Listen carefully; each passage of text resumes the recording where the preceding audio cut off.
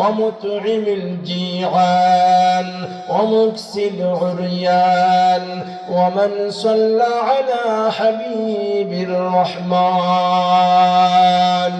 وقال رسول الله صلى الله عليه وسلم كل أمتي يدخلون الجنة إلا من أبى. قيل ومن أبى؟ قال من أطاعني فدخل الجنة ومن عصاني فقد أبى، أو كما قال عليه الصلاة والسلام.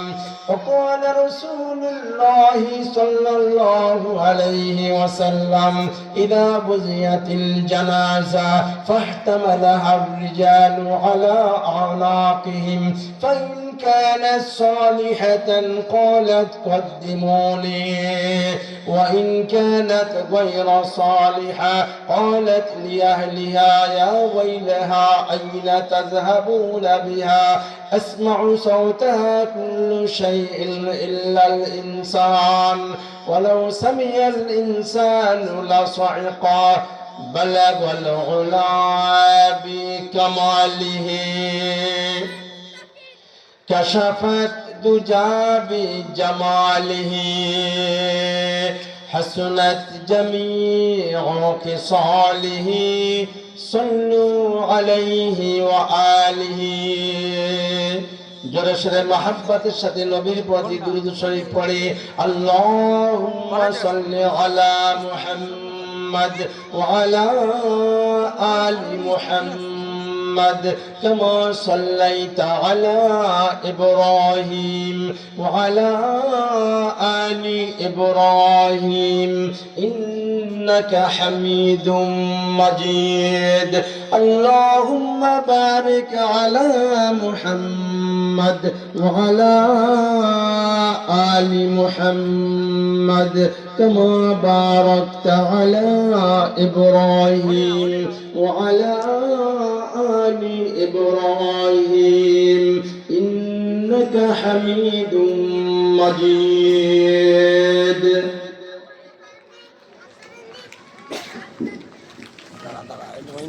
জামিয়া ইসলামিয়া আবিয়া মদিনাতুল উলুম রায়ের মহল মাদ্রাসা ওয়াইতিকানার বার্ষিক ওয়াজ মাহফিলের সম্মানিত সভাপতি, উপস্থিত আজকের এই মুবারক মাহফিলের বিশেষ আকর্ষণ বিশিষ্ট ইসলামী চিন্তাবিদ হযরতুল্লাহ আল্লাম জনাব মুফতি আবুল কালাম সাহেব দামাত বারাকাতুহুল আলিয়া ডুমুরিয়া খুলনা।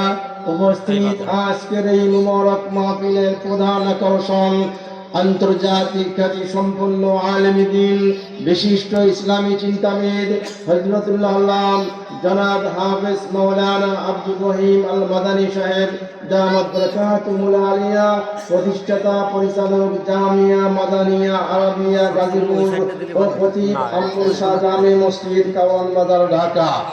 উপস্থিত রায়ের মহল মাদ্রাসার স্বনামধন্য প্রিন্সিপাল ওলিয়ে কামেল মুর্শিদে মুকাম্মেল হাজার হাজার উলামা ইকরামের উস্তাদ হযরতুল্লাহ আল্লাম জনাব আল্লামা আসাদুল্লাহ সাহেব দামাত বারাকাতুহুল আলিয়া।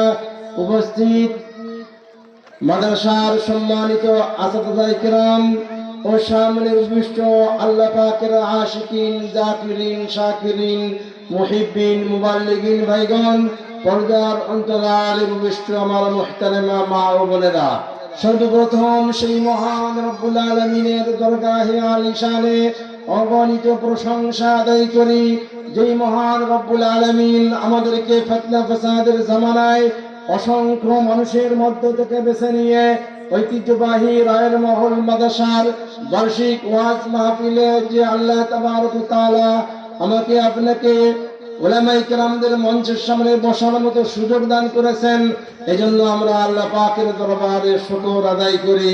আমরা সমস্বরে বলি আলহামদুলিল্লাহ। সম্মানিত হাজিরিন, মাদ্রাসা কমিটি কর্তৃক আয়োজিত 2 দিন ব্যাপী ওয়াজ মাহফিলের আজ প্রথম দিন। দেশ বরেণ্য উলামায়ে কেরাম আজ ও আগামীকাল আপনাদের সম্মুখে কোরআন হাদিসের আলোকে গুরুত্বপূর্ণ আলোচনা পেশ করবেন। আমরা উলামায়ে কেরামদের বয়ান শুনে আমাদের ব্যক্তিগত জীবন, আমাদের পারিবারিক জীবন, আমাদের সামাজিক জীবন, আমাদের রাজনৈতিক জীবন, আমাদের অর্থনৈতিক জীবন, আমাদের আধ্যাত্মিক ও আন্তর্জাতিক জীবন পর্যন্ত সর্বক্ষেত্রে আমরা আল্লাহর হুকুম মেনে নবীর তরিকা মোতাবেক চলে পরিপূর্ণ মুসলমান হয়ে মৃত্যুর আগে আমরা মৃত্যুর জন্য প্রস্তুতি গ্রহণ করব। ব্রাদারানে মিল্লাত, ঐতিহ্যবাহী খুলনা জেলার অন্যতম একটি খালেদ দ্বীনি প্রতিষ্ঠান আপনাদের এই রায়ের মহল মাদ্রাসা। 1985 সালে এই মাদ্রাসার সূচনা শুরু হয়। প্রথম ছিল এই মাদ্রাসাটি একটা ইবতিদায়ী মাদ্রাসা। আপনারা জানেন এলাকার যে সমস্ত মুরব্বিয়ানে কেরাম আছেন এবং মাদ্রাসার কমিটির মধ্যে এখনো বেঁচে আছেন এক আল্লাহর বিশেষ বান্দা, বাংলাদেশের তাবলীগ জামাতের আমির ছিলেন আল্লামা আব্দুল আজিজ সাহেব রহমতুল্লাহি আলাইহি। তৎকালীন সময় এই রায়ের মহলে তাবলীগের মুবাল্লিগিন যারা ছিলেন এবং গণ্যমান্য ব্যক্তিবর্গ যারা, তাদেরকে নিয়ে তিনি পরামর্শ দিয়েছিলেন যে আপনারা এখানে একটি কওমি মাদ্রাসা আপনারা এখানে তৈরি করুন, একটি কওমি মাদ্রাসা প্রতিষ্ঠা করুন। আব্দুল আজিজ সাহেব রহমতুল্লাহি আলাইহি এই পরামর্শ শুনে সেই সময়ের তাবলীগের মুবাল্লিগিন এবং এলাকার গণ্যমান্য ব্যক্তিবর্গ যারা ছিলেন তাদের সার্বিক সহযোগিতায় এখানে কওমি মাদ্রাসা চালু হয় এবং 85 সাল থেকে এ পর্যন্ত মাশাআল্লাহ প্রায় 40 বছর ধরে এই মাদ্রাসাটি অত্যাধিক সুন্দরভাবে পরিচালিত হচ্ছে। মাদ্রাসার বর্তমান মুহতামিম ও মহাপরিচালক শাইখুল হাদিস আল্লামা আসাদুল্লাহ সাহেব দামাত বরকাতুহুল আলিয়া, তিনি মাশাআল্লাহ সুন্দরভাবে মাদ্রাসা পরিচালনা করেছেন কমিটির সহযোগিতায়, এলাকাবাসীর সহযোগিতায়। তো এই যে মাদ্রাসা আপনারা প্রতিষ্ঠা করেছেন, এই রায়ের মহল মাদ্রাসা ও এতিমখানার মাধ্যমে আপনাদের এলাকার সুনাম সুখ্যাতি চতুর্দিকে ছড়িয়ে পড়ছে। বিভিন্ন এলাকা থেকে ছাত্ররা এসে আপনাদের এই রায়ের মহল মাদ্রাসা ও এতিমখানায় ভর্তি হয়ে কেউ হাফেজ হচ্ছে, কেউ মাওলানা হতেছে, কেউ মুফতি হচ্ছে, কেউ মুহাদ্দিস হচ্ছে, কেউ মুফাসসিরে কোরআন হচ্ছে।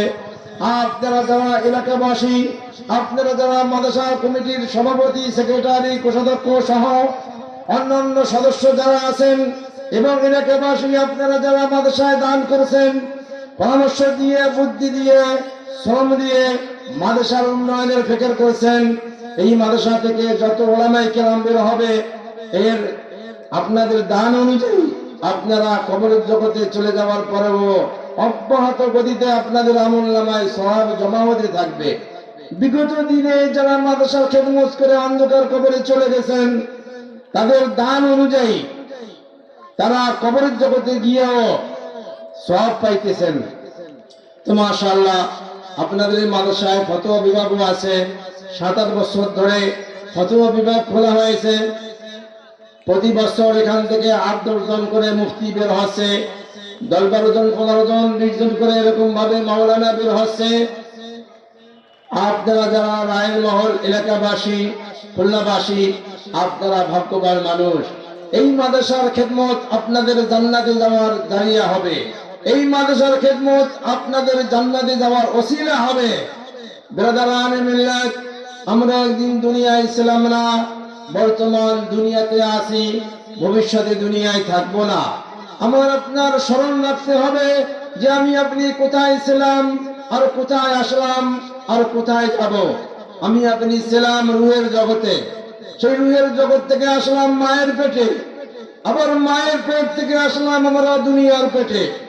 এই দুনিয়ার পেটে আমরা 60, 70, 80, 90 বা 100 বছর আমরা বেঁচে থাকবো।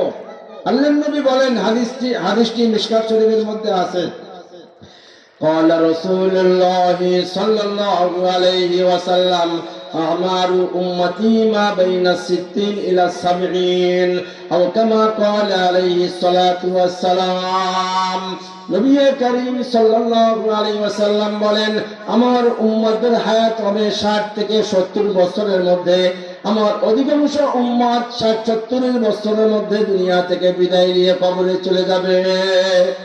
আর 70 বছরের উপরে যাদের বয়স হবে তাদের সংখ্যা কম হবে। সেজন্য আমরা দুনিয়ায় 60, 70, 80 বা 90 বা 100 বছর থাকবো, এরপরে আমাদের চক্ষু একদিন বন্ধ হয়ে যাবে। আমাদের লাশের কাফনের কাপড় পরানোর পরে, জানাজার নামাজ আদায় করার পরে এলাকার মানুষ আমার আপনার লাশকে নিয়ে কবরস্থানে চলে যাবে, পশ্চিম পাশে রাখবে।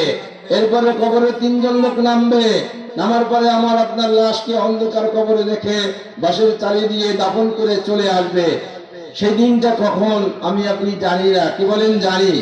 সেজন্য রুহের জগৎ থেকে আসলাম মায়ের পেটে, মায়ের পেট থেকে আসলাম দুনিয়ার পেটে, আবার দুনিয়ার পেট থেকে আমরা চলে যাব কবরের পেটে। লক্ষ লক্ষ বছর কবরের জগতে থাকতে হবে। ইসরাফিল আলাইহিস সালাম যখন সিংহায় ফুঁক দিবেন, तमाम পৃথিবী লয় হয়ে যাবে, तमाम পৃথিবী ক্ষয় হয়ে যাবে, तमाम পৃথিবী ধ্বংস হয়ে যাবে। আবার যখন সিংহায় ফুঁক দিবেন, तमाम পৃথিবীর সমস্ত মুদ্দাররা তারা উঠে কবর থেকে উঠবে, ময়দানে মাহশারে জমায়েত হবে। দুনিয়ার জীবনের হিসাব পলে পলে আর তিলে তিলে দিতে হবে। নেকির পাল্লা ভারী হলে তার জন্য জান্নাতের ফয়সালা হবে, আর যদি গুনার পাল্লা ভারী হয় তার জন্য জাহান্নামের ফয়সালা হবে। আজকের এই মুবারক মাহফিল কারো জীবনের শেষ মাহফিল হতে পারে, কি বলেন? পারে কি পারে না? আজকের এই রজনী কারো জীবনের শেষ রজনী হতে পারে, চলমান সপ্তাহ কারো জীবনের শেষ সপ্তাহ হতে পারে, চলমান মাস কারো জীবনের শেষ মাস হতে পারে, চলমান বছর কারো জীবনের শেষ বছর হতে পারে, চলমান যুগ কারো জীবনের শেষ যুগ হতে পারে। আমি আপনি কে কখন এই দুনিয়া ছেড়ে বিদায় নিয়ে কবরে চলে যাব আমার আপনার জানা নাই, কি বলেন? জানা আছে?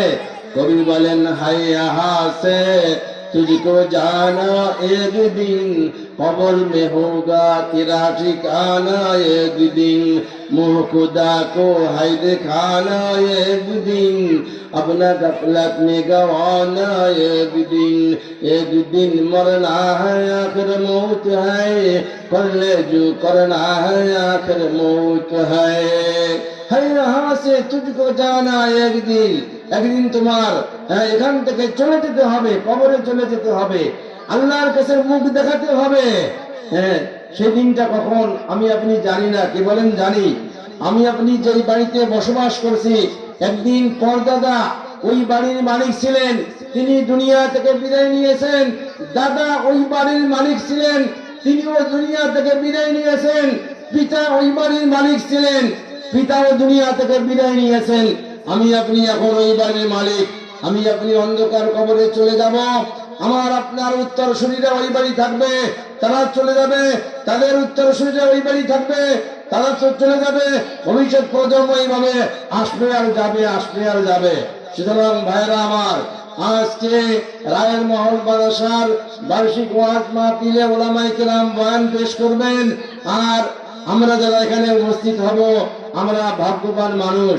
এজন্য আমরা যারা বাইরে আছি, আশেপাশে আছি, মেহরবানি করে দ্রুত সভাস্থলে এসে হাজির হয়ে যাই। সম্মানিত ভাইয়েরা আমার, আমি কোরআনে হাকিমের 3টি আয়াতে কারিমা তেলাওয়াত করেছি এবং রাসূলের মহানবী সাল্লাল্লাহু আলাইহি ওয়াসাল্লামের অসংখ্য হাদিস সমূহ থেকে 3টি হাদিস আপনাদের সামনে পেশ করেছি। কোরআনের আয়াত এবং হাদিসকে সামনে রেখে সংক্ষিপ্ত সময়ে কিছু কথা আলোচনা করতে চাই। অত্র মাদ্রাসার স্বনামধন্য মহাপরিচালক এবং মুহতামিম সাহেব দামাত বরকাতুল আলিয়া আমার শ্রদ্ধেয় ওস্তাদ, তিনি জাকারিয়া মাদ্রাসার শিক্ষা সচিব ছিলেন। তখন আমি হেফজখানায় পড়তাম। হুজুর আমার পড়া শুনে বললেন, হেফজখানায় এখন আর তোমার থাকা যাবে না, কিতাব বিভাগে তুমি ভর্তি হও। হুজুরের নির্দেশে আমি কিতাব বিভাগে ভর্তি হয়েছি। তারপরে গহরডাঙ্গা থেকে দাওরা ইফতা পড়েছি। হুজুরের সঙ্গে আমার হেফজখানা থেকে যোগাযোগ, আমি এ পর্যন্ত হুজুরের সাথে আমি যোগাযোগ রক্ষা করেই চলেছি। আমি সিরাজগঞ্জ ডিস্ট্রিক্টের অন্যতম একটা কেন্দ্রীয় জামে মসজিদের 25 বছরের ইমাম ও খতিব। একটি মসজিদে আমি 25 বছর ধরে আছি। আপনাদের মাদ্রাসার মুহতামিম সাহেব হুজুর দামাত বরকাতুল আলিয়া এই 3 বছর ধরে সিরাজগঞ্জে মাদ্রাসার উন্নয়ন কল্পে তিনি কালেকশনের জন্য যান এবং সিরাজগঞ্জে মাশাআল্লাহ বেশ কিছু এমন ভক্ত হয়ে গেছে আপনাদের এই মাদ্রাসার প্রতি তারা এরকম ভাবে দান করে, মাদ্রাসার প্রতি সুদৃষ্টি রাখে, মহতামিম সাহেবকে সীমাহীন শ্রদ্ধা করে। সিরাজগঞ্জের মানুষ সীমাহীন ভালোবাসে। মাশাআল্লাহ হুজুর হচ্ছে আন্তর্জাতিক খ্যাতি সম্পন্ন ব্যক্তিত্ব। আমরা হুজুরের জন্য প্রাণ খুলে দোয়া করব এবং মাদ্রাসার জন্য প্রাণ খুলে দোয়া করব। আল্লাহ পাক যেন মাদ্রাসার মহাপরিচালক মুহতারাম সাহেব দামাত বরকাতুল আলিয়া নেক হাতে আল্লাহ পাক বরকত দান করেন। সবাই বলুন আমিন। শিক্ষক স্টাফ যারা আছেন, মুহাদ্দিসিনে কেরাম, মুফতিয়ানে কেরাম যারা আছেন, আল্লাহ পাক সকলের নেক হাতে বরকত নসিব করেন। সবাই বলুন আমিন। সম্মানিত ভাইরা আমার, আল্লাহ রাব্বুল আলামিন বলেন, ইয়া আইয়ুহাল্লাযীনা আমানুত্তাকুল্লাহ, ও ঈমানদাররা তোমরা আমি মাওলাকে ভয় করার মতো ভয় করো। ওয়ালা তামুতুন্না ইল্লা ওয়া আনতুম মুসলিমুন, এবং পরিপূর্ণ মুসলমান না হইয়া তোমরা মৃত্যুবরণ করো না। আল্লাহ রাব্বুল আলামিন কোরআনে কারীমের আয়াতে মুসলমানদেরকে পরিপূর্ণ মুসলমান হওয়ার নির্দেশ দিয়েছেন এবং মুসলমান না হইয়া মৃত্যুবরণ করতে নিষেধ করেছেন। আল্লাহকে ভয় করার মতো ভয় করার নির্দেশ দিয়েছেন। এজন্য আল্লামা শামসুল্লাহ ফরিদপুরি রাহমাতুল্লাহি আলাইহি বাংলার সর্বশ্রেষ্ঠ ওলিয়ে কামেল, সর্বশ্রেষ্ঠ বুজুর্গ, তিনি তার কিতাবে লিখেছেন মুসলমান শব্দের অর্থ কি। তিনি লিখেছেন, আমি আমার সারা জীবন, আমার স্বাস্থ্য, আমার শক্তি, আমার সম্পত্তি, আমার যথা সর্বস্ব সম্পূর্ণরূপে আল্লাহর আনুগত্যের ভিতর থাকিয়া খরচ করিব, আল্লাহর আনুগত্যের বাহিরে খরচ করিব না। এই অঙ্গীকার করিয়া যে মুসলমান জাতিভুক্ত হয় তাকে বলে মুসলমান। এখন আমার আপনার চিন্তা করতে হবে, আমি আমার সারা জীবন, আমার জীবন কি ইসলামের পক্ষে খরচ হচ্ছে না ইসলামের বিপক্ষে খরচ হয়, এটা চিন্তা করতে হবে। আমি আমার সারা জীবন, আমার শক্তি কি ইসলামের পক্ষে খরচ হচ্ছে না ইসলামের বিপক্ষে খরচ হয়, এটাও আমার আপনার চিন্তা করতে হবে। আমি আমার সারা জীবন, আমার শক্তি, আমার সম্পত্তি, আমার আপনার সম্পত্তি কি ইসলামের পক্ষে খরচ হয় না ইসলামের বিপক্ষে খরচ হয়, এটাও চিন্তা করতে হবে। আমার আপনার যথা সর্বস্ব যা কিছু আছে, এটা কি আল্লাহর আনুগত্যের ভিতরে খরচ হচ্ছে না আল্লাহর আনুগত্যের বাইরে খরচ হচ্ছে, এটাও চিন্তা করতে হবে।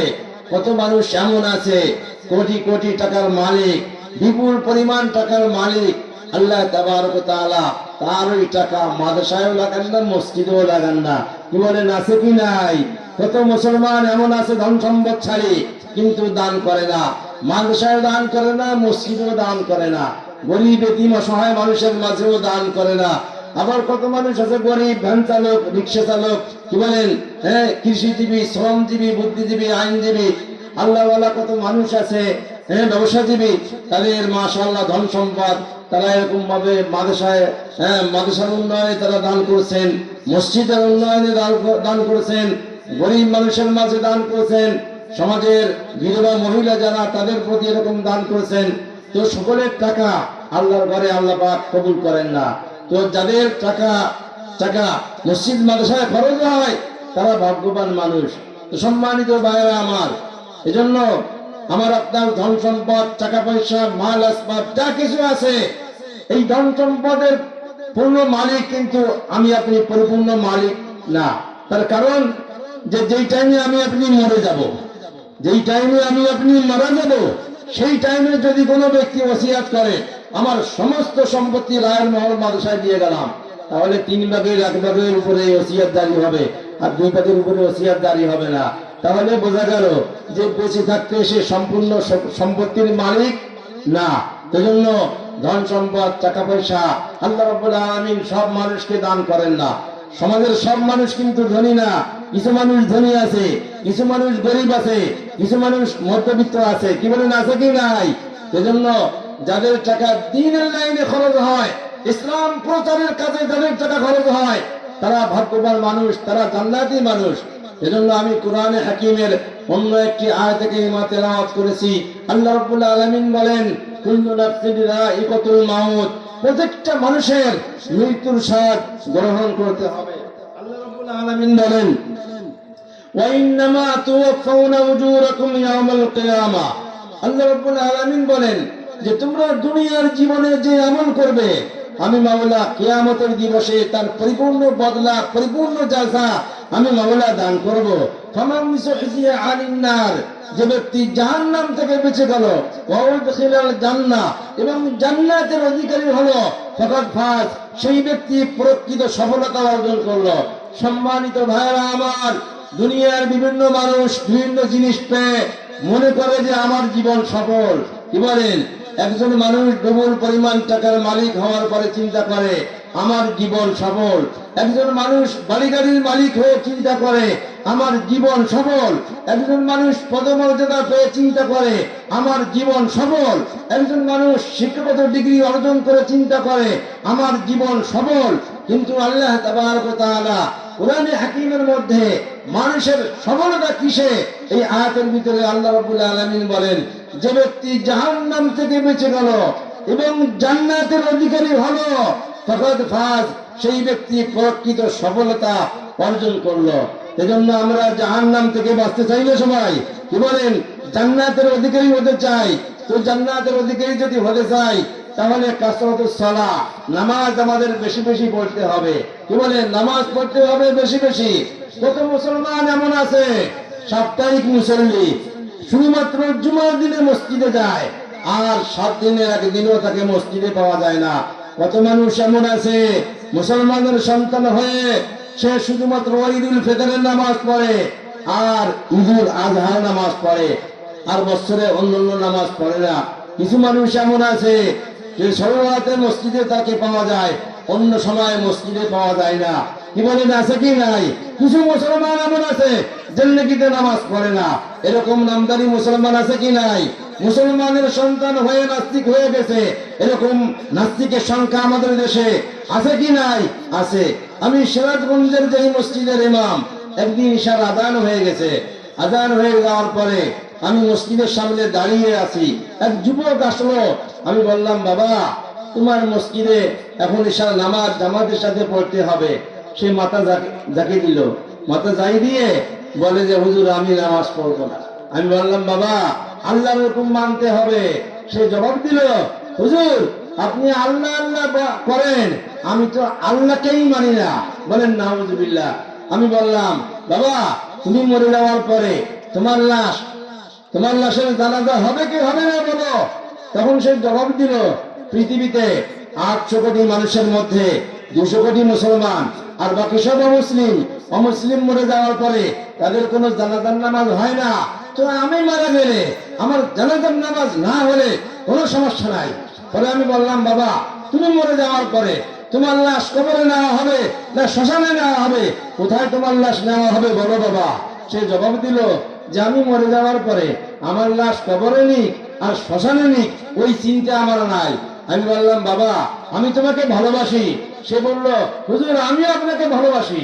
এরপর আমি চিন্তা করলাম, এই ছেলেটা এরকম নাস্তিক হয়ে গেল, মুসলমানের সন্তান, তার বাপ হাজি, তার চাচারা হাজি, তাদের বংশের ভিতরে 10-12 জন হাজি আছে। আমি চিন্তা করলাম এই ছেলেটি এরকম ভাবে নাস্তিক হয়ে গেল। আমি একদিন তার বাড়িতে গেলাম। বাড়িতে যাওয়ার পরে দেখলাম অনেক বই পুস্তক তার পাশে। আমি এক একটা বই উল্টাতে লাগলাম আর লেখকের নাম দেখতে লাগলাম। তো বইয়ের পাতা উল্টো আর লেখক কে এইটা দেখতে লাগলাম। দেখি পৃথিবীর বড় বড় নাস্তিকদের লেখা বই ওই ছেলেটা পড়ে পড়ে ওই ছেলেটা এরকম ভাবে নাস্তিক হয়ে গেছে। পরে একদিন আমি তার কারখানায় গেলাম। তো কারখানায় যাওয়ার পরে আমি ছেলেটাকে বললাম, বাবা তোমার এই কারখানার শ্রমিকরা লুঙ্গি তৈরি করতেছে, এই লুঙ্গি কি অটোমেটিক হচ্ছে না লুঙ্গি এরা তৈরি করতেছে? বলে হুজুর এই শ্রমিকরা লুঙ্গি তৈরি করে তাই লুঙ্গি তৈরি হয়। আমি বললাম, বাবা লুঙ্গি যদি অটোমেটিক না হয়, নাস্তিক চিন্তাধারা নিয়ে তুমি চলো যে সব দুনিয়া সবকিছু অটোমেটিক হচ্ছে এরকম মনে করো, তাহলে এই যে বিশাল আসমান জমিন চন্দ্র সূর্য গ্রহ নক্ষত্র পাহাড় পর্বত নদ নদী গাছপালা মানুষ অন্যান্য জীব জানোয়ার যা কিছু আছে, এর পিছনে একজন সৃষ্টিকর্তা আছে, তার নাম আল্লাহ। আমরা সেই আল্লাহর হুকুম মানি। বাবা তুমি নামাজ পড়বা। আমি তাকে অনুরোধ করে আসলাম। কয়েকদিন পরে আমি তাবলিগে কাজে এক মসজিদে গেলাম। তাবলিগে সাথীদের নুসরতে আমি মসজিদে গেলে দেখতে পেলাম সেই যুবক ছেলে ওই মসজিদে চলে গেছে। যাওয়ার পরে এখন আমাকে বলতেছে, হুজুর আমি নাই যে তাবলিগ জামাতের সাথীদের সাথে দেখা করতে আসি। আমি খুশিতে যুবকটাকে জড়িয়ে ধরলাম। আমি বললাম, বাবা আমি তোমার জন্য প্রাণ খুলে দোয়া করি, আল্লাহ পাক যেন তোমার নেক হায়াতে বরকত দান করে। ওই ছেলেটাকে আমি খুব দোয়া দিলাম। 3 দিন পরে দেখি তার মুখে লম্বা দাড়ি, বলেন সুবহানাল্লাহ। কিছুদিন পরে এই ছেলেটা আমাকে বলল, হুজুর আমি এখন তাহাজ্জুদের নামাজও পড়ি, বলেন সুবহানাল্লাহ। এজন্য আল্লাহ ওয়ালাদের সোহবত অবলম্বন করা জরুরি, কি বলেন জরুরি কিনা? আল্লাহ ওয়ালাদের সোহবত অবলম্বন করা জরুরি। এজন্য আল্লাহ রাব্বুল আলামিন কোরআনের ভিতরে বলেন, ইয়া আইয়ুহাল্লাযীনা আমানুত্তাকুল্লাহ ওয়া কুনু মা'আস সাদিকিন, ও ঈমানদাররা তোমরা আমাকে ভয় করো এবং সত্যবাদীদের সঙ্গী হয়ে যাও। আল্লাহ ওয়ালাদের কাছে গেলে মানুষ আল্লাহ ওয়ালা হয়ে যায়।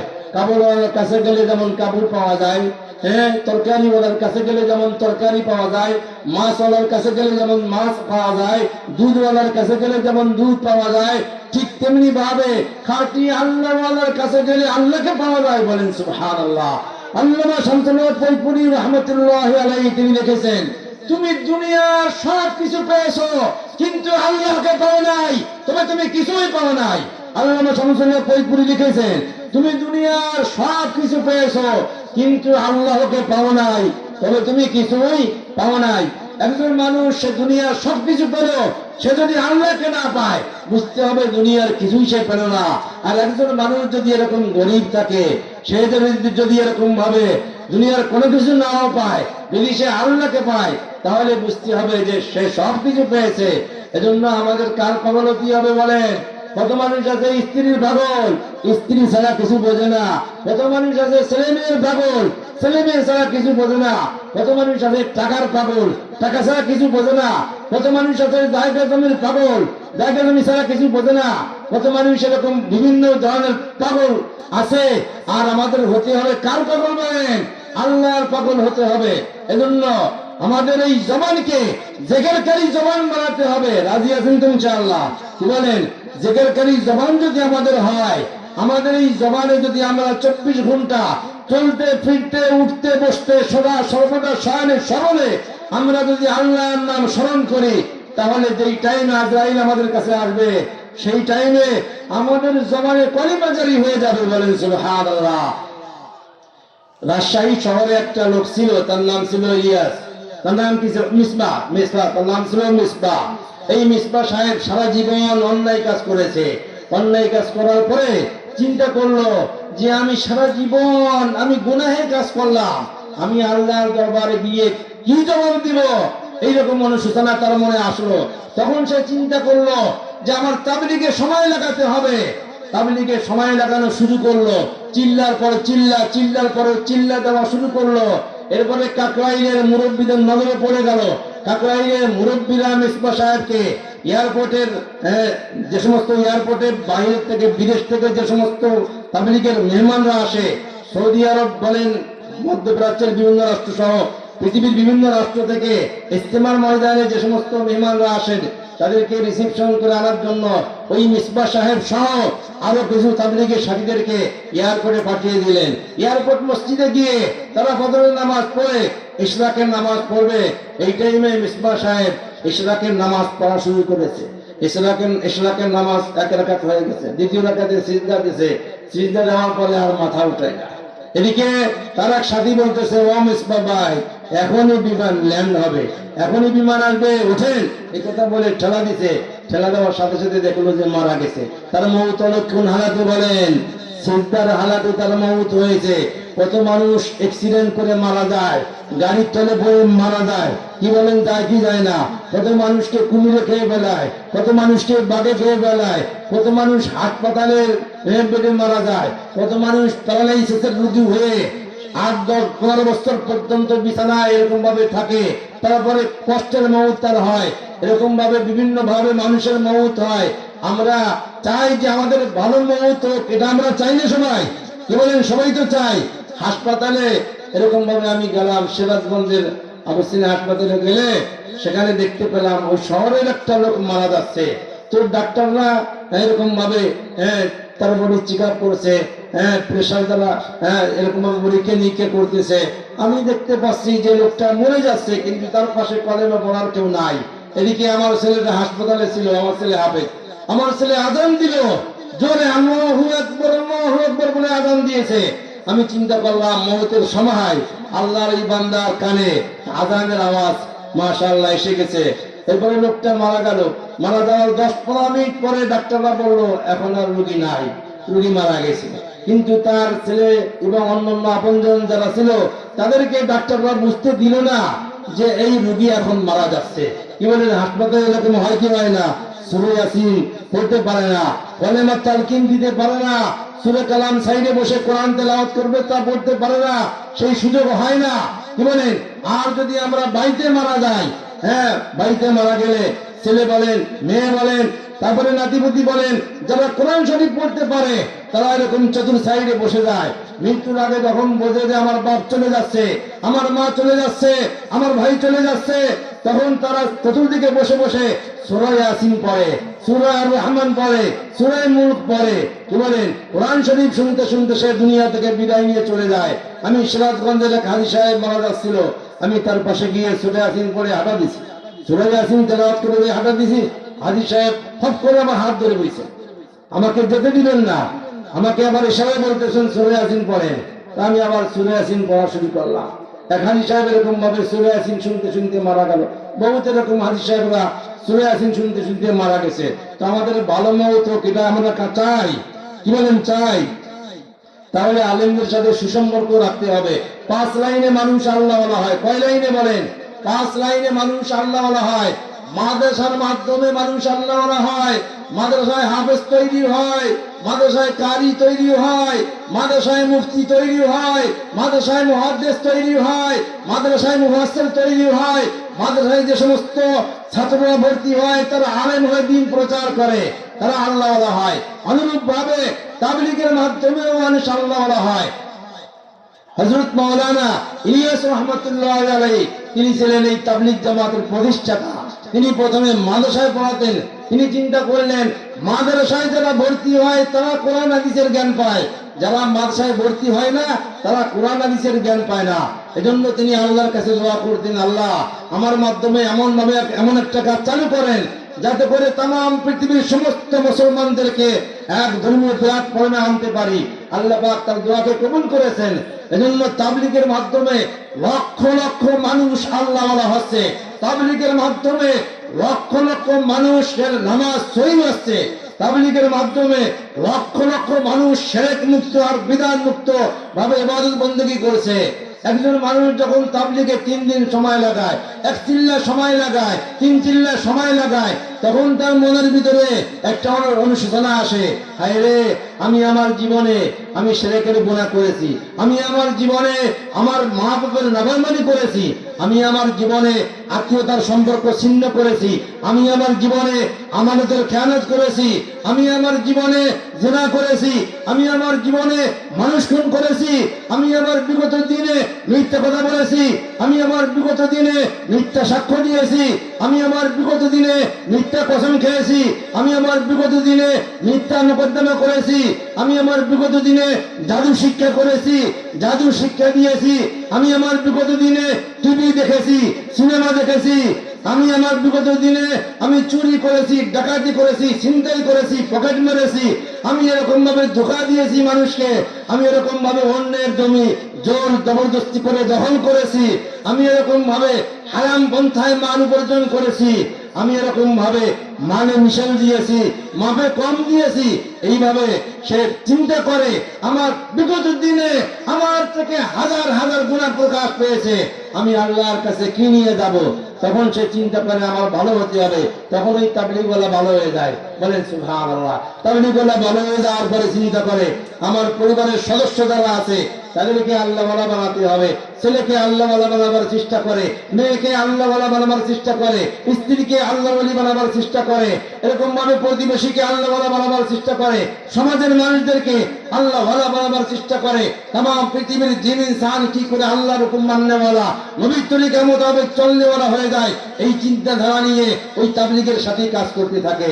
এজন্য আসার আগে আজরাইল চলে যান কাকরাইল, যদি যান বাঁচতে চলে যান বাঁচতে, স্ত্রী পুত্র ধন সম্পত্তি কেউ না হবে আপন সাথী, মরার পরে যেতে হবে একলা কবরে, জান মাল নিয়ে চলুন তাবলীগ জামাতে, এই জামাতে দিলে হাত শুদ্ধ হবে সূরা কেরাত। তাবলীগ জামাতে সময় লাগালে তাদের কেরাত কি হয়? কি বলেন সহি হয়ে যায়। কত মানুষ বাংলার জমিনে আছে, লাখো মানুষ বাংলার জমিনে আছে, সারা জীবন নামাজ পড়তেছে, 50 বছর 60 বছর 70 80 বছর নামাজ পড়তেছে, তার জিন্দেগির 2 রাকাত নামাজ কবুল হচ্ছে না। তার একমাত্র কারণ তারা কিরাত সহি নাই। তার কি সহি নাই? কিরাত সহি নাই। নামাজ ভঙ্গের 19টি কারণ আছে, তার মধ্যে 1 নম্বর কারণ নামাজে অশুদ্ধ পড়া। নামাজে কোরআন তেলাওয়াত সহি শুদ্ধ না হলে তার নামাজ হবে না। আল্লামা শামসুল হক ফরিদপুরি রাহমাতুল্লাহি আলাইহি তিনি যখন দেওবন্দ মাদ্রাসা থেকে লেখাপড়া শিখে দেশে চলে আসলেন, আসার পরে ঢাকার বিভিন্ন মসজিদে নামাজ পড়তেন। নোয়াখালীর মৌলভীরা বিভিন্ন মসজিদের ইমাম ছিল, তাদের কিরাত সহি ছিল না। আল্লামা শামসুল হক ফরিদপুরি রাহমাতুল্লাহি আলাইহি, হাফিজুর রাহমাতুল্লাহি আলাইহি, ফিরজিউর রাহমাতুল্লাহি আলাইহি ওনারা নামাজ পড়াই পড়তেন। যদি পিছনে বিজ্ঞ আলেম থাকে আর নামাজ পড়ানেওয়ালা যদি কিরাত সহি না থাকে, ফতোয়া স্বামীর মধ্যে আছে সকলের নামাজ বাতিল। তখন আল্লামা শামসুল হক ফরিদপুরি রাহমাতুল্লাহি চিন্তা করলেন মাদ্রাসা প্রতিষ্ঠা করতে হবে। তখন তিনি লাহোরবাগ মাদ্রাসা প্রতিষ্ঠা করলেন, বড়াকাটনা মাদ্রাসা প্রতিষ্ঠা করলেন, ফরিদাবাদ মাদ্রাসা প্রতিষ্ঠা করলেন, মহাডাঙ্গা মাদ্রাসা প্রতিষ্ঠা করলেন, দারুল উলুম মাদ্রাসা যেটা খুলনার বিভাগের শ্রেষ্ঠ মাদ্রাসা, এই মাদ্রাসাও আল্লামা শামসুল হক ফরিদপুরির পরামর্শে হয়েছে। বলেন সুবহানাল্লাহ। হাজার হাজার মাদ্রাসা তিনি প্রতিষ্ঠা করেছেন। বাইতুল মুকাররমের যে জায়গাটা ছিল, ওই জায়গা ছিল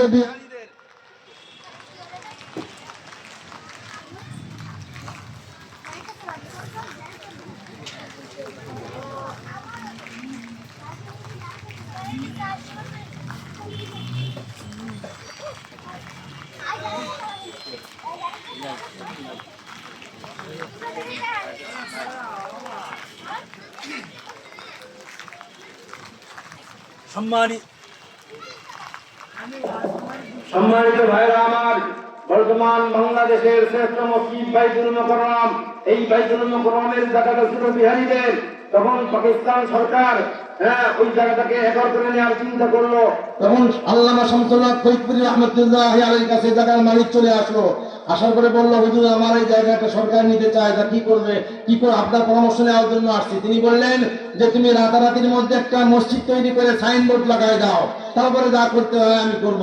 তারপরে সেই বিহারি ভাই তিনি রাতারাতি মসজিদ তৈরি করে একটা সাইনবোর্ড টানিয়ে দিলেন। আল্লামা শামসুল হক ফরিদপুরি রাহমাতুল্লাহি আলাইহি হুঙ্কার দিয়ে বলেছিলেন ওখানে মসজিদ হবে, এই জায়গা সরকার নিতে পারবে না। সেখানে বাংলাদেশের শ্রেষ্ঠ মসজিদ বাইতুল মুকাররম তৈরি হয়েছে। সেজন্য মাদ্রাসার মাধ্যমে মানুষ আল্লাহওয়ালা হয়, তাবলীগের মাধ্যমে মানুষ আল্লাহওয়ালা হয়, হক্কানি পীর মুরিদি সিলসিলার মাধ্যমে মানুষ আল্লাহওয়ালা হয়। কি বলেন, হয় কি হয় না? হক্কানি পীর বাংলাদেশে আছে, আবার বাতিল পীর বাংলাদেশে আছে। কি বলেন, আছে কি নাই? বাংলাদেশে এরকম ভাবে ভণ্ড পীর কত আছে, যারা দোয়া কুনুত জানে না, যাদের তাসাউফ সহি নাই, যারা টুপি মাথায় যায় না, যারা প্যান্ট পরে শার্ট গায়ে যায়, আল্লাহর হুকুম মানে না, বলে আমার মুরিদ হলে নামাজ লাগবে না, আমারও নামাজ লাগবে না। এরকম পীর উত্তরবঙ্গে আছে এবং বাংলাদেশের বিভিন্ন জায়গায় ভণ্ড পীর আছে। ভণ্ড পীরের ভণ্ড পীরদের কাছে যাওয়া যাবে নাকি? কি বলেন, ভণ্ড পীরদের কাছে যাওয়া যাবে না। মাশাআল্লাহ আমাদের এই দক্ষিণবঙ্গে আল্লামা শামসুল হক ফরিদপুরি রাহমাতুল্লাহি আলাইহি ওসিলায় মাশাআল্লাহ আমাদের এই এলাকার মানুষের আকীদা ভালো, ভণ্ড পীরের কাছে যায় না। সেজন্য বলতেছিলাম যে মাদ্রাসার মাধ্যমে মানুষ আল্লাহওয়ালা হয়, তাবলীগের মাধ্যমে মানুষ আল্লাহওয়ালা হয়, হক্কানি পীর মুরিদি সিলসিলার মাধ্যমে মানুষ আল্লাহওয়ালা হয়, ওয়াজের মাধ্যমেও মানুষ আল্লাহওয়ালা হয়। বাংলাদেশের যেই পরিমাণ মাহফিল হয়, পৃথিবীর কোন রাষ্ট্রে এত মাহফিল হয় না। সুজলা চোখলা এই সোনার বাংলাদেশ, চির শান্তির দেশ এই বাংলাদেশ, হাজার বছরের মুসলমানদের মাতৃভূমি আজকের এই বাংলাদেশ, গাউস কুতুব ওলি আল্লাহর দেশ এই বাংলাদেশ, লক্ষ লক্ষ নায়েবে নবীর পদস্পর্শে ধন্য আজকের এই বাংলাদেশ, লক্ষ লক্ষ মসজিদ মাদ্রাসার দেশ এই বাংলাদেশ। লক্ষ লক্ষ মসজিদে প্রতিদিন উদাত্ত চিত্তে ঘোষণা হচ্ছে আল্লাহু আকবার, আল্লাহু আকবার, আল্লাহ মহান, আল্লাহ মহান। সেই দেশে যেই পরিমাণ ওয়াজ হয়, পৃথিবীর কোন রাষ্ট্রে এত ওয়াজের মাহফিল হয় না। কি বলেন, সৌদি আরবের পরে বাংলাদেশ তাম পৃথিবীর মধ্যে 55টি দেশের মধ্যে 1 নম্বরে আছে। বাংলাদেশে যেই পরিমাণ টুপি দাঁড়িয়েওয়ালা লোক আছে পৃথিবীর কোথাও নাই। বাংলাদেশে যেই পরিমাণ হাফেজ আছে, যেই পরিমাণ আলেম আছে, যেই পরিমাণ মসজিদ আছে, যেই পরিমাণ মাদ্রাসা আছে, যেই পরিমাণ হক্কানি পীর আছে, পৃথিবীর কোন জায়গায় এত আল্লাহওয়ালা মানুষ খুঁজে পাওয়া যাবে না। এজন্য আমরা খুশি নেবে যার। কি বলেন, মুসলিম দেশে আমার বাস, মুসলিম পরিবারে আমার জন্য, এজন্য আমরা খুশি নেবে যার। কি বলেন, খুশি তো? তো আজকে আমরা ওয়াজ শুনবো তো ইনশাআল্লাহ, কি বলেন? এখনো মাশাআল্লাহ অনেক ভাই বাইরে আছে, আপনারা চলে আসুন। আমি বলতেছিলাম ওয়াজের মাধ্যমে মানুষ আল্লাহ বলা হয়, আর ধর্মীয় বই পুস্তক পড়ে মানুষ আল্লাহ বলা হয়। আপনারা আল্লামা শামসুল্লাহ ফরিদপুরি রহমাতুল্লাহ আলাইহির লিখিত তাফসীর পড়বেন, আল্লামা শামসুল্লাহ ফরিদপুরি রহমাতুল্লাহ আলাইহির লিখিত বই পুস্তক পড়বেন। আল্লামা শামসুল্লাহ ফরিদপুরি রহমাতুল্লাহ আলাইহি শতাধিক কিতাব লিখেছেন। নামাজের ফজিলত হুজুরের লেখা, রোজার ফজিলত হুজুরের লেখা, ইলমের ফজিলত হুজুরের লেখা, তিজারতের ফজিলত হুজুরের লেখা, আদর্শ মুসলিম পরিবার, মা বাপের অধিকার সম্পর্কে তিনি কিতাব লিখেছেন। এরকম ভাবে হালাল হারাম সম্পর্কে কিতাব লিখেছেন। তারপরে দোসরা সবক, জীবনের পণ, তওবানামা সহ অসংখ্য কিতাব তার। আমরা এই সমস্ত কিতাবাদি পড়বো। আল্লামা আশরাফ আলী থানভী রহমাতুল্লাহ আলাইহি তার কিতাব, হযরতের কিতাব আমরা পড়বো। বাংলাদেশের ওলিয়ে কামেল যারা কিতাব লিখেছেন, এই সমস্ত কিতাবাদি আমরা পড়বো। রাজি আছেন ইনশাআল্লাহ? তা 5 লাইনে মানুষ আল্লাহ বলা হয়। কয় লাইনে বলেন? 5 লাইনে। 1 নম্বর মাদ্রাসা, 2 নম্বর তাবলীগ, 3 নম্বর ওয়াজের মাজলিস, 4 নম্বর হক্কানি পীর মুরিদ সিলসিলার মাধ্যম, 5 নম্বর ধর্মীয় বই পুস্তক পড়ে মানুষ আল্লাহ বলা হয়। আজকের এই মাহফিলে আমরা যারা আসছি, এখানে যারা বসে বয়ান শুনতেছি, 6টা কথা স্মরণ রেখে সারা জীবন আমল চালিয়ে যাব। 1 নম্বর আল্লাহ আমার মালিক। 1 নম্বর বলেন সবাই, আল্লাহ আমার মালিক। 2 নম্বর রসুল আমার আদর্শ। 3 নম্বর আখিরাত আমার বাড়ি। সবাই বলি, আল্লাহ আমার মালিক, রসুল আমার আদর্শ, আখিরাত আমার বাড়ি। আল্লাহ আমার মালিক, রসুল আমার আদর্শ, আখিরাত আমার বাড়ি। যে কোনো কাজ করব আল্লাহ রাজি খুশি থাকলে করবো, অন্যথায় করবো না। যে কোনো কাজ করব নবীর তরিকা কি সেটা জেনে সেইভাবে করব। কি বলেন? নিদ্রা থেকে জাগ্রত হওয়ার সুন্নাত তরিকা আছে কি নাই? মিসওয়াক করার সুন্নাত তরিকা আছে কি নাই? চুল কাটার সুন্নাত তরিকা আছে কি নাই? মোষ কাটার সুন্নাত তরিকা আছে কি নাই? দাড়ি রাখার সুন্নাত তরিকা, গোসলের সুন্নাত তরিকা, তায়াম্মুমের সুন্নাত তরিকা, তারপরে আপনার ওযুর সুন্নাত তরিকা, আযানের সুন্নাত তরিকা, নামাজের সুন্নাত তরিকা, হাসির সুন্নাত তরিকা, কোরআন পড়ার সুন্নাত তরিকা, বয়ান শোনার সুন্নাত তরিকা, বয়ান করার সুন্নাত তরিকা, আয়না দেখার সুন্নাত তরিকা, তেল লাগানোর সুন্নাত তরিকা, দাফন করার সুন্নাত তরিকা, বিবাহ শাদীর সুন্নাত তরিকা, টুপি পাঠিয়ে দেওয়া সুন্নাত তরিকা, জুব্বা গায়ে দেওয়ার সুন্নাত তরিকা, পায়জামা পরিধান করার সুন্নাত তরিকা, লুঙ্গি পরিধান করার সুন্নাত তরিকা, এইভাবে পেশাব পায়খানা করার সুন্নাত তরিকা, মসজিদে প্রবেশের সুন্নাত তরিকা, মসজিদ থেকে বের হওয়ার সুন্নাত তরিকা, ঘরে প্রবেশের সুন্নাত তরিকা, ঘর হতে বের হওয়ার সুন্নাত তরিকা, যত সুন্নাত আছে নকশা সুন্নাত তরিকা আছে কি নাই? কি বলেন? আছে না? এই সমস্ত সুন্নাতের উপরে আমরা আমল করব। রাজি আছি তো ইনশাআল্লাহ? কি বলেন? আল্লাহর নবী বলেন, মান হাব্বা সুন্নতি ফাকাদ হাব্বানি ওয়া মান হাব্বানি কানা মাই ফিল জান্নাহ। যে ব্যক্তি আমার সুন্নাতকে ভালোবাসলো সে যেন আমাকে ভালোবাসলো, আর যে আমাকে ভালোবাসবে সে আমারই সঙ্গে জান্নাতে থাকবে। আল্লাহর নবী বলেন, মানুষ মরে যাওয়ার পরে যখন তার জানাজার নামাজ আদায় করার পরে এলাকার মানুষ ওই লাশকে বহন করে গোরস্থানের দিকে নিয়ে যেতে থাকে। আল্লাহর নবী বলেন, ওয়াইন কানাত সালিহাতান, যদি ওই মাইয়্যিত যদি নেককার হয় তাহলে সে বলতে থাকে, বুখারীর হাদিস, মিশকাতুল হাদিসে আছে, কদ্দিমুনি কদ্দিমুনি, আমাকে নিয়ে আরো দ্রুত চলো, আমাকে নিয়ে আরো দ্রুত চলো। কারণ ওই মাইয়্যিত জানে যে আমি দিনদার, আমি পরেজগার, আমি আল্লাহওয়ালা, আমি নামাজি মানুষ। আমাকে যখনই কবরে রাখবে আমার কবরটাকে জান্নাতের বাগিচায় পরিণত করে দেওয়া হবে। এই জন্য সে বলতে থাকে, যারা বহন করে গোরস্থানের দিকে নিয়ে যায়, আরো দ্রুত চলো, আরো দ্রুত চলো। আল্লাহর নবী বলেন, ওয়াইন কানাত গায়রা সালিহা, পক্ষান্তরে মাইয়্যিত যদি দিনদার না হয়, মাইয়্যিত যদি পরেজগার না হয়, মাইয়্যিত যদি আল্লাহওয়ালা না হয়, মাইয়্যিত যদি খোদাভীরু না হয়, মাইয়্যিত যদি মুত্তাকি না হয়, মাইয়্যিত যদি এরকম হয় যে মসজিদে তাকে কোনোদিন পাওয়া যায় নাই, ওয়াজের মাহফিলে কোনোদিন পাওয়া যায় নাই, আলেমের কাছে জীবনে কোনোদিন যায় নাই, এইরকম লোক যদি মারা যায়, মারা যাওয়ার পরে বলতে থাকে, চিল্লাইতে থাকে, আমাকে নিয়ে কোথায় যাইতেছো, এত জোরে চিল্লাইতে থাকে। আল্লাহর নবী বলেন, মানুষ ব্যতীত অন্যান্য প্রাণী তার আওয়াজ শুনতে পায়। আল্লাহর নবী বলেন, মানুষ যদি তার আওয়াজ শুনতে পেত, লাসাইফা, মানুষ বেহুশ হয়ে যেত। এজন্য আমরা নেককার হতে রাজি আছি তো? নেককারের কয়েকটি আলামত আছে। নেককার মানুষের 1 নম্বর আলামত আছে এই, দুনিয়া আইয়াকুনা জাহিদান ফিদ দুনিয়া ওয়া রাগিবান ফিল আখিরাহ। নেককার মানুষ যে হবে সে দুনিয়ার প্রতি তার অনীহা ভাব থাকবে, দুনিয়ার পাগল হবে না, টাকা পয়সার পাগল হবে না, স্ত্রী পুত্রের পাগল হবে না, জায়গা জমির পাগল হবে না, ধন সম্পদের পাগল হবে না, সে আল্লাহর পাগল হতে হবে। তার দুনিয়ার প্রতি তার অনিয়ামক থাকবে, আখিরাতের প্রতি আকৃষ্ট হবে। আর নেককার মানুষের 2 নম্বর আলামত, ইবাদত বন্দেগী করার জন্য সে আপ্রাণ চেষ্টা করবে এবং কোরআন তেলাওয়াত করবে। নেককার মানুষের 3 নম্বর আলামত, আইয়াকুনা মুহাফিজান লিসালাওয়াতিল খামস, 5 ওয়াক্ত নামাজ নিয়মিত আদায় করবে। আমরা যারা এখানে আছি আজ থেকে সিদ্ধান্ত নেই, আজরাইল আসার আগ পর্যন্ত জিন্দেগিতে আর নামাজ ছাড়বো না। সবাই বলি, জিন্দেগিতে আর কোনোদিন নামাজ ছাড়বো না, জীবনে কোনোদিন নামাজ ছাড়বো না। এমন মানুষ কি পাওয়া যাবে 50 বছরের মধ্যে 1 ওয়াক্ত নামাজ কাজা নাই? আপনাদের মাদ্রাসার প্রিন্সিপাল এই 50 থেকে 52 বছর ধরে পড়াচ্ছেন মাদ্রাসায় এবং তাহাজ্জুদ এইভাবে আদায় করে যাচ্ছেন। 50-52 বছর ধরে তাহাজ্জুদ পড়তেছেন, তো 50-52 বছরের মধ্যে আমার উস্তাদের 1 ওয়াক্ত নামাজ কাজা হয় নাই। আমার ধারণা উস্তাদ যেরকম মুত্তাকি ফরজগার আলেম, আমার ধারণা এরকম খুলনা দারুল উলুম মাদ্রাসার মোহতামিম মুশতাক সাহেব বলেন, সাব্বির সাহেব বলেন, মুফতি ইমদাদ সাহেব বলেন, তারপরে খুলনা বিভাগের অন্যান্য বড় বড় ওলামায়ে কিরাম যারা আছেন, এরকম ভাবে তাদের জিন্দেগিতে নামাজ তরক হয় নাই। বাংলার জমিনে বড় বড় আলেম যারা আছেন, বিগত দিনে যারা চলে গেছেন, বড় বড় হক্কানি ওলামায়ে কিরাম যারা মরে অমর হয়েছে, তারা জীবনে কোনোদিন নামাজ তরক করে নাই। এজন্য আমরা সিদ্ধান্ত নেব জীবনে কোনদিন নামাজ তরক করবো না। নেককারের আলামত কি? একটা আলামত 5 ওয়াক্ত নামাজ পড়বে। নেককারের আরেকটা আলামত হারাম খাবে না, হারাম খাবে না। নেককারের আরেকটা আলামত সন্দেহের জিনিসের দ্বারা যাবে না। নেককারের আরেকটা আলামত সে মাখলুককে, আল্লাহ মাখলুককে ভালোবাসবে। নেককারের আরেকটা আলামত সে দানশীল হবে। এই মাদ্রাসায় দান করবেন তো সবাই ইনশাআল্লাহ?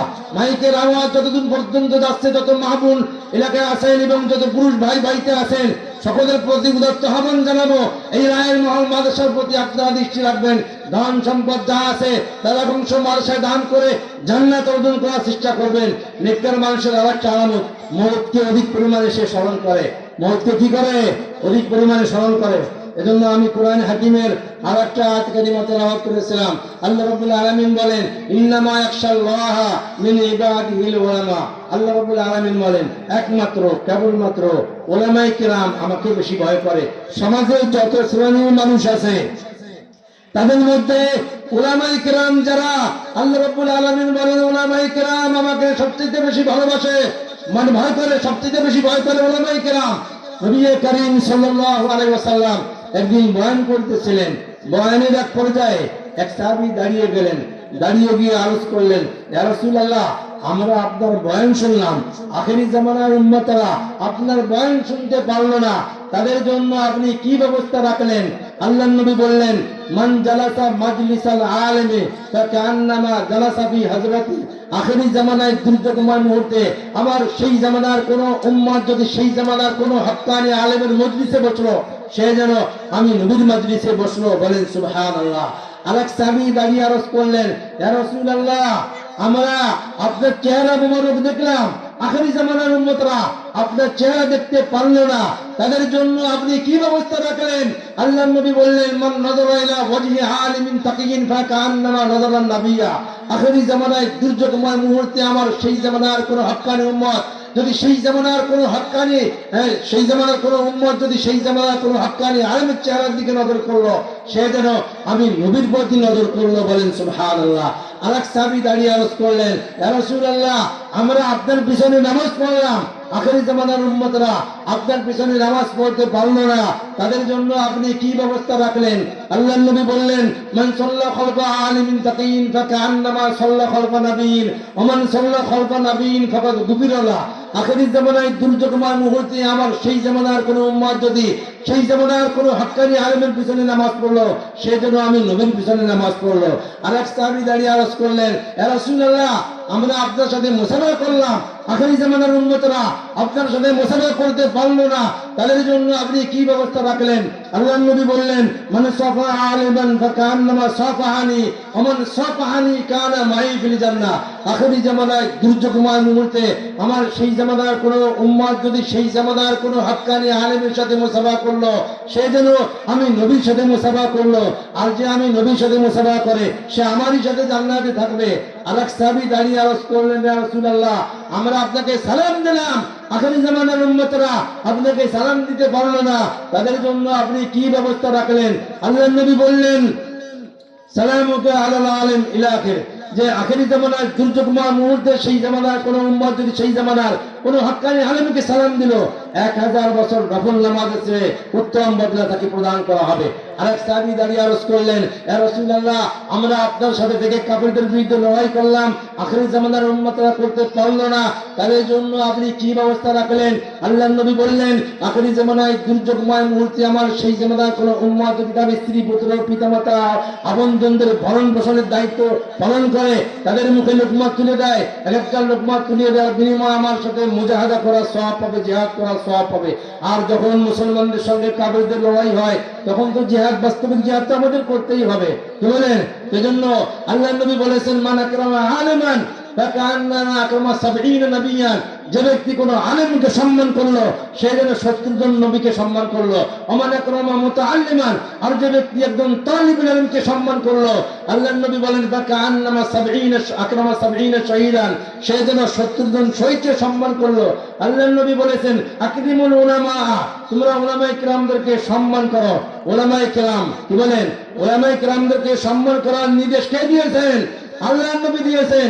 এজন্য আল্লাহর নবী বলেন, কোন আলেমান, তুমি আলেম হও, তুমি যদি আলেম হতে না পারো, আর মুতাআল্লিমান, তুমি তালিবুল ইলম হও, তাও যদি না পারো, উলামায়ে কিরামের কথা শ্রবণকারী হও, উলামায়ে কিরামের সাহায্যকারী হও, তা যদি না পারো, আও মুহিব্বান, উলামায়ে কিরামদেরকে ভালোবাসো।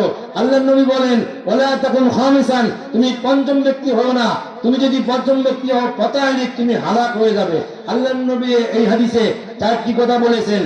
আলেম হতে হবে, আলেম হতে পারলাম না, তালিবুল ইলম হতে হবে, তাও পারলাম না, তালিবুল ইলম হতে পারলাম না, উলামায়ে কিরামদের কথা শুনে আমলকারী হতে হবে, তাও যদি না পারি, উলামায়ে কিরামদেরকে ভালোবাসতে হবে। আলেম বিদ্বেষী হওয়া যাবে না। সমাজে কিছু লোক আছে যাদের সংখ্যা কম, আলেমদেরকে দেখতে পারে না, এরকম মুসলমান আছে কি নাই? আলেমদেরকে দেখতে পারে না, মোল্লা দেখতে পারে না, কি বলেন? আছে কি নাই? তাদের ঈমান নিয়ে মরা বড় কঠিন।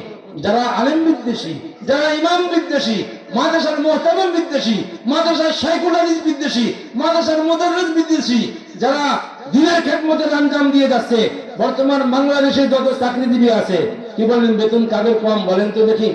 মসজিদের ইমাম, মসজিদের ইমামদের বেতন কম, কি বলেন? কথা ঠিক কিনা?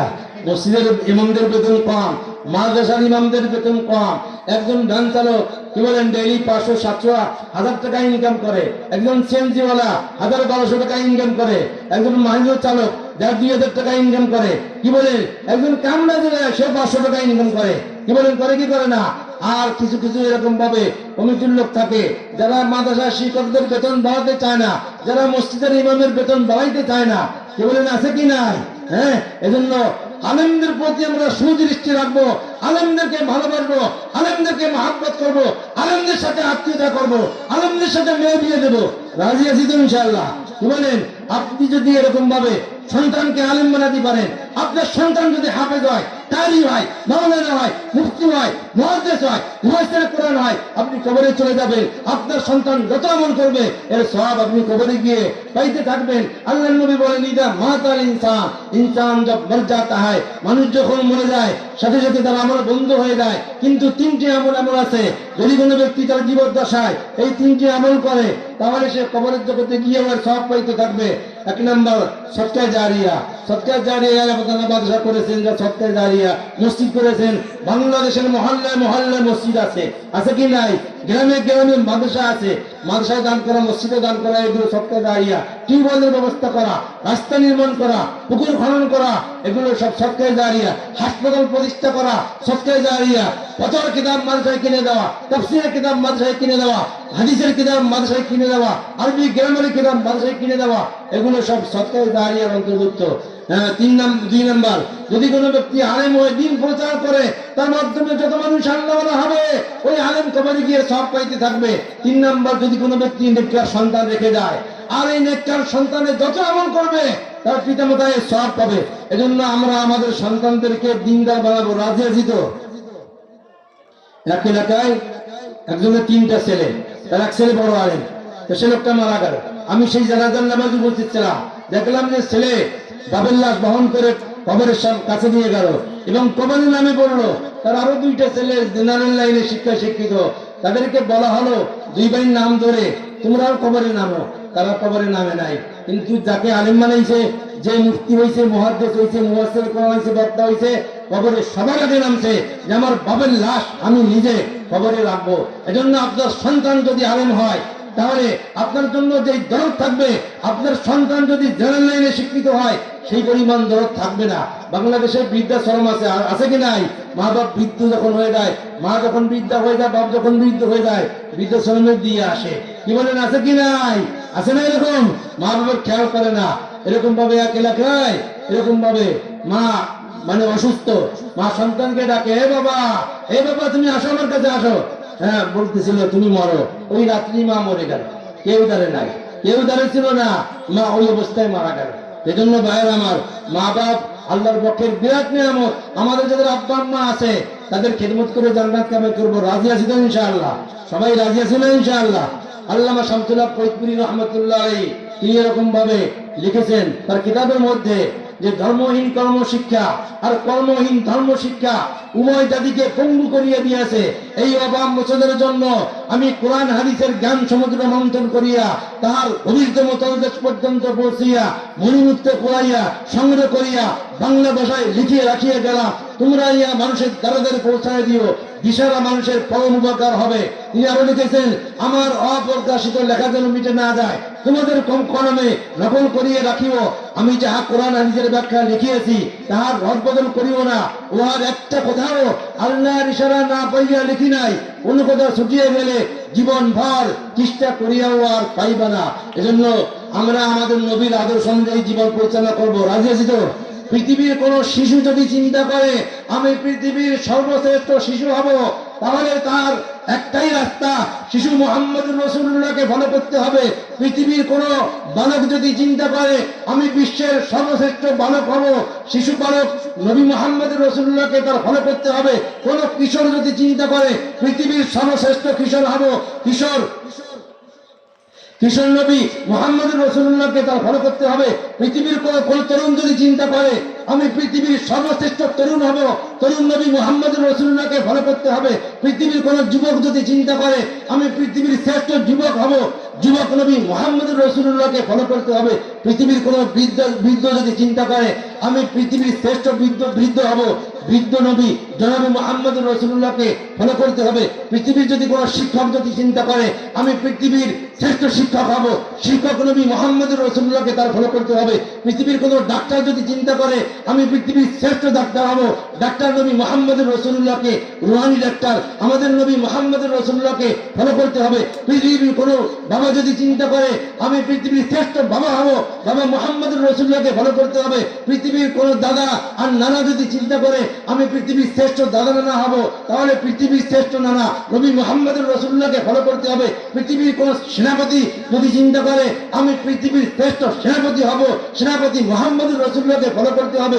পৃথিবীর কোন রাষ্ট্রনায়ক যদি চিন্তা করে আমি পৃথিবীর শ্রেষ্ঠ রাষ্ট্রনায়ক হব, রাষ্ট্রনায়ক মুহাম্মদ রাসূলুল্লাহকে ফলো করতে হবে।